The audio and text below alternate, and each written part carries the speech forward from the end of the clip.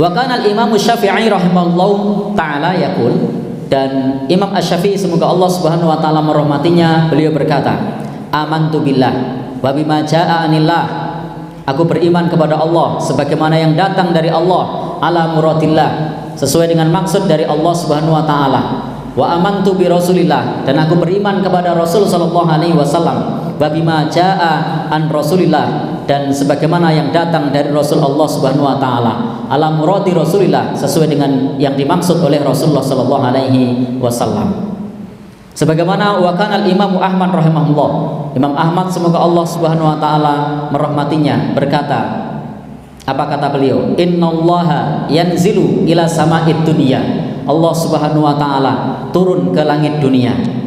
Jadi ada hadis qudsi menyebutkan Allah Subhanahu wa taala turun ke langit dunia. Maka apa yang perlu kita lakukan? Kita imani. Jadi kita imani. Allah menyebutkan bahwasanya Rasul sallallahu alaihi wasallam bersabda, innallaha yanzilu ila sama'id dunya. Rasul bersabda, innallaha yanzilu ila sama'id dunya. Allah Subhanahu wa taala turun ke langit dunia. Kapan turun ke langit dunia?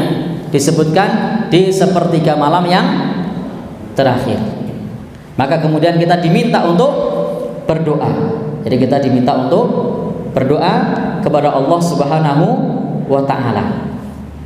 Maka itu adalah waktu-waktu yang mustajab. Yang perlu kita lakukan apa? Berdoa. Karena itu adalah waktu yang mustajab. Bahkan Al-Quran juga mensifati wal mustaghfirina bil ashar. Di antara orang-orang yang soleh itu adalah mereka yang memperbanyak istighfar di waktu sahur, di pertiga malam yang terakhir.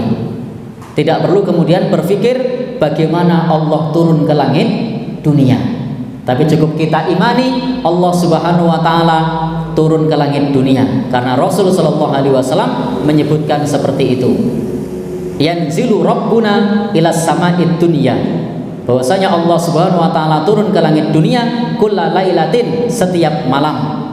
Kapan? Hina yabqa sulusal lailil akhir, setiap tinggal sepertiga malam yang terakhir. Maka kemudian Allah Subhanahu wa taala berfirman, mayad'uni fastajibu lahu, barang siapa yang berdoa kepadaku maka aku akan mengabulkannya. Dan barang siapa yang mayas'aluni, barang siapa yang meminta kepadaku maka aku akan memberinya. Wa mayastaghfiruni, dan barang siapa yang memohon ampun kepadaku maka fa'aghfiru lahu, maka aku akan mengampuninya. Ini adalah hadis yang menjelaskan kepada kita di antara tentang sifat Allah, dan banyak nanti hadis-hadis sifat Allah Subhanahu wa taala. Maka apa yang perlu kita sampaikan tentang sifat-sifat Allah semacam ini tidak boleh kita serupakan dengan makhluk. Maka kita tidak perlu berpikir bahwasanya bumi ini bulat, kemudian sepertiga malam. Kalau begitu sepertiga malam itu ada setiap saat. Lalu Allah turun ke langit dunia, Allah pusing dong muter-muter. Maha suci Allah, subhanallah, dari atas apa yang mereka pahami karena menyerupakan dengan makhluk. Allah kuasa atas segala sesuatu. Innallaha ala kulli syai'in qadir. Allah kuasa atas segala sesuatu. Tugas kita beriman bahwasanya Allah itu disebutkan oleh Rasul Rabbuna, bahwasanya Allah yanzilu Rabbuna ila sama'id dunya, bahwasanya Allah Subhanahu wa taala turun ke langit dunia setiap 3 malam terakhir. Kemudian barang siapa yang berdoa kepada Allah, Allah akan mengabulkannya. Barang siapa yang minta kepada Allah, Allah akan memberinya. Barang siapa yang mohon ampun kepada Allah, Allah akan mengampuninya. Tugas kita adalah berdoa, tugas kita adalah meminta, tugas kita adalah istighfar. Karena kalau kemudian kita pikirkan, akal kita tidak akan sampai. Kalau kita pikirkan kemudian dengan pikiran yang aneh-aneh, maka itu menyamakan Allah dengan makhluk. Saya sering berikan ilustrasi ini. Ketika kita sholat, membaca alhamdulillahirabbil alamin, Allah jawab, hamidani abdi, hambaku memujiku. Ar-Rahmanir Rahim, Allah jawab, majadani Rabbi, hambaku, majadani abdi, hambaku memujiku. Ketika kita mengucapkan Malik Yaumiddin, asna alayya abdi, hambaku memujiku, dijawab oleh Allah.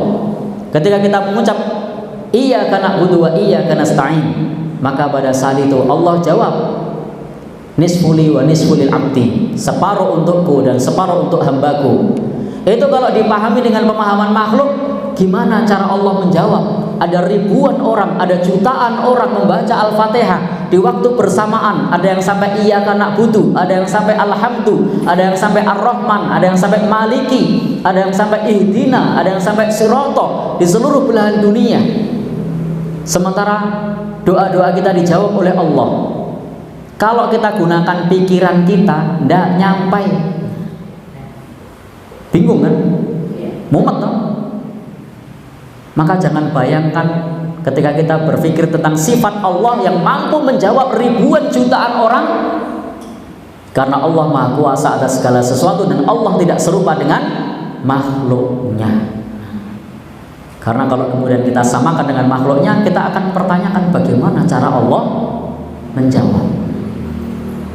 Bahkan makhluk Allah Subhanahu wa Ta'ala yang namanya malakul maut itu mampu mencabut nyawa di belahan bumi yang berbeda. Itu baru makhluk Allah.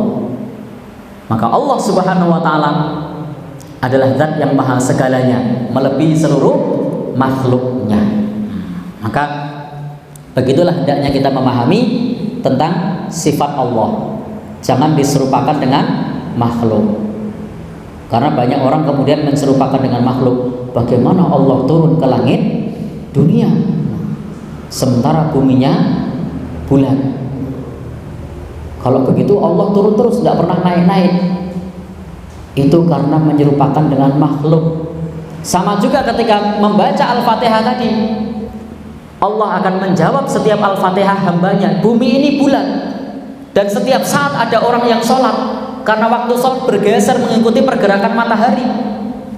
Bumi ini semuanya, setiap di belahan bumi selalu ada orang yang sholat. Kalau dipahami dengan pemahaman makhluk, na'udzubillah, maha suci Allah, maka mereka akan memahami kalau begitu Allah bermimil terus. Na'udzubillah, ini pemahaman yang keliru. Karena Allah Maha Kuasa atas segala sesuatu, jangan dipahami sebagaimana pemahaman makhluk. Jangan disamakan dengan makhluk. Kalau makhluk jelas tidak mampu. Bahkan Allah mengetahui yang tersembunyi di dalam bumi. Bahkan Allah mengetahui setiap daun yang berguguran yang jatuh di tengah hutan pada saat malam gelap gulita. Allah Maha tahu. Kalau diserupakan dengan makhluk, bagaimana cara melihatnya? Tidak usah.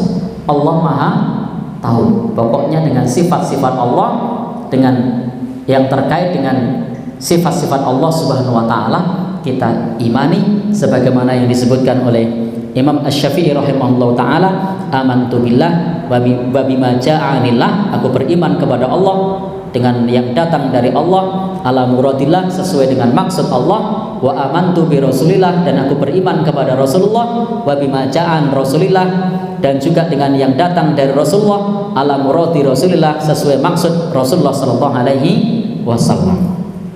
Demikian pula kita nu'minu biha, kata Imam Ahmad rahimahullah ta'ala, kita beriman dengannya, wa nusaddiqu biha, kita membenarkannya, la bikaifin, tidak bertanya bagaimana, tidak pula kemudian mentakwilnya.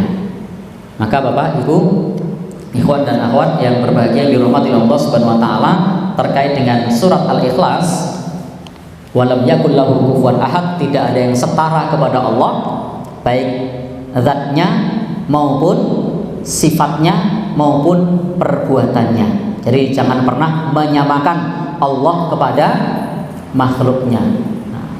Jangan pernah menyamakan Allah dengan makhluknya, karena maha suci Allah dari sifat-sifat seperti itu.